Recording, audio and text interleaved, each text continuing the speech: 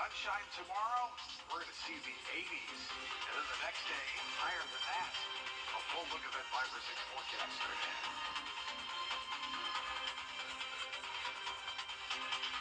Right now on News Channel 64, tributes coming in from all across the country to Jimmy Carter and his family. Live coverage for you from Plains. Also ahead, a new cath lab opening up in Burke County, how it can help people with severe heart conditions. And how a high school senior using his birthday to give back to a medical clinic. As your News at 4 starts now. Live from Television Park, this is WJBF News Channel 6 at 4. Good afternoon, everybody. I'm Brad Means. Thanks for joining us. Jenny is off today as coverage you can count on begins down in Plains, Georgia for us tonight. And with former President Carter in hospice care, you may be wondering what all goes into his treatment. Hannah Latier joining us now to tell us some things you may not know. Hannah? Yeah, Brad, there are a lot of ins and outs when it comes to hospice care, and it can differ on a case-by-case basis.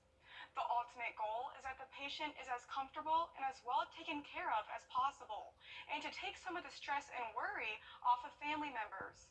Helping Hands Hospice and Augusta's services start at 5 days a week, and it has healthcare professionals and even a chaplain that will come out to a patient's home and basically help them with anything they need.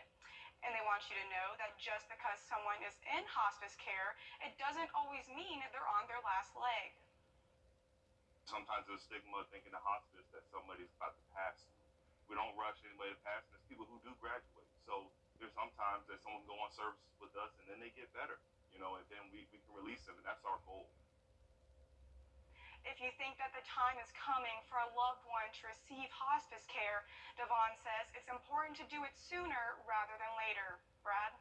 Thank you. 2 people facing murder charges in Aiken County today. They are Jorge Espinoza and April Hudson, accused in the death of Markel Judge. Here's what we know.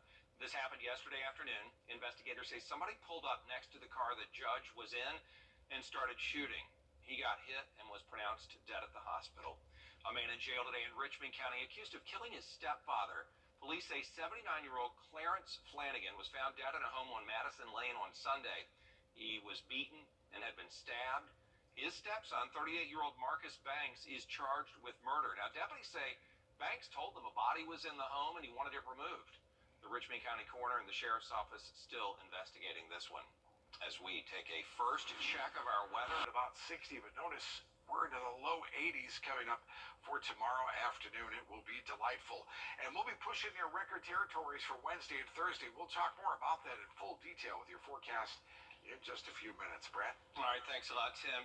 2 youngsters with illnesses as toddlers at Children's Hospital of Georgia are finding a way to give back now that they're teenagers. 15-year-olds Howell Beeman and William Chandler met when they were 2 and 3 years old. One went to CHOG after a cancer diagnosis. That was William. The other with a blood disorder. That was Howell. And now they are figuring out a way to give back. It is just amazing. They go to the Academy of Richmond County, and they teamed up with that young lady you just saw, 14-year-old Marley Faulkner, to fulfill their international baccalaureate requirements. They wrote letters, they worked at a pizza place, all to help raise money for the hospital, and today they presented that check for $6,000. You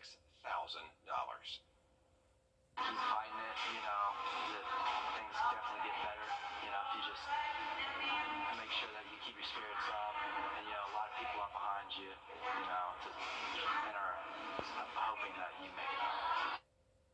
Chandler says he overcame his cancer battle when he was 5 years old. Beeman tells us he still goes to the hospital every year to get his blood checked. Heart attack victims in Burke County now have a higher chance of survival, all thanks to a brand new cardiac lab at Burke Health. News Channel 6's Kim Vickers reports. Before the cath lab opened at the beginning of February, someone having a heart attack in Burke County had to be rushed to Augusta or Statesboro for treatment. Now doctors at Burke Health can provide life-saving measures to people having a cardiac emergency. With heart attacks, with severe disease like that, time really is muscle. And the sooner that you can get to a place that can appropriately care for you, the better it's going to be for you as a patient. The cath lab allows them to perform non-surgical procedures like stents without transporting them 30 minutes to an hour away. The new facility will also allow doctors to provide a variety of cardiovascular care. We're a full-service lab. We provide 24/7 emergency cardiac care to the community here. We're also able to perform pacemaker and defibrillator implantation, as well as treat peripheral vascular disease. Burke Health is maintaining its tertiary partnership with Augusta University Medical Center, meaning if a patient needs surgery, they would be transported to AU. In Waynesboro, Kim Vickers, WJBF, News Channel 6. Did you know this is Career, Technical, and Agricultural Education Month? Time to celebrate those CTAE programs all across the country, like the one at Thompson High School. It offers students more than 20 pathways that operate just like a college major. Students can get ready for careers in business, architecture, healthcare, you name it. Agriculture teacher Rick Dubose works with nearly 150 students every year. Kids love hands-on experiences. They don't like to sit in a desk for 90 minutes at a time listening to a teacher talk. So we get out in the greenhouse, lab situations, outdoors in our garden, and kids just love getting their hands dirty and doing some hands-on activities as it relates to agriculture. Thompson High School offers the most CTAE pathways in our area. For more information on their class offerings, go to our website, wjbf.com. An Aiken High School senior using his 18th birthday to raise money for a nonprofit. News Channel 6's Brandon Dawson has the story. Jacob Lee is a senior at Aiken High School, and this year for his 18th birthday, he's holding a fundraiser for the Free Medical Clinic of Aiken. What we do here is we serve people who are age 19 to 64, who are uninsured, and they have a chronic disease, and they need help. So Hearts for CMC is a fundraiser I'm doing. It's kind of Valentine's themed, as the name Hearts would suggest, where we are selling hearts and other heart-themed t-shirts for the clinic. Jacob's been holding his fundraiser since the start of February, and for him, helping the clinic is a personal matter. The clinic is a special place in my heart. It has one. My mother worked here for almost 10 years and ran it for about 6. So I spent a good amount of time here. During that time, I really saw all the impact that the clinic had, and I saw people here and what they were doing and the passion that they had for it. Jacob's goal is to raise $18,000, $1,000 for each year of his life. He understands the impact the clinic has on the community. We're totally a nonprofit or a charitable organization. We need support. That's our lifeblood, and donors are what keeps us going.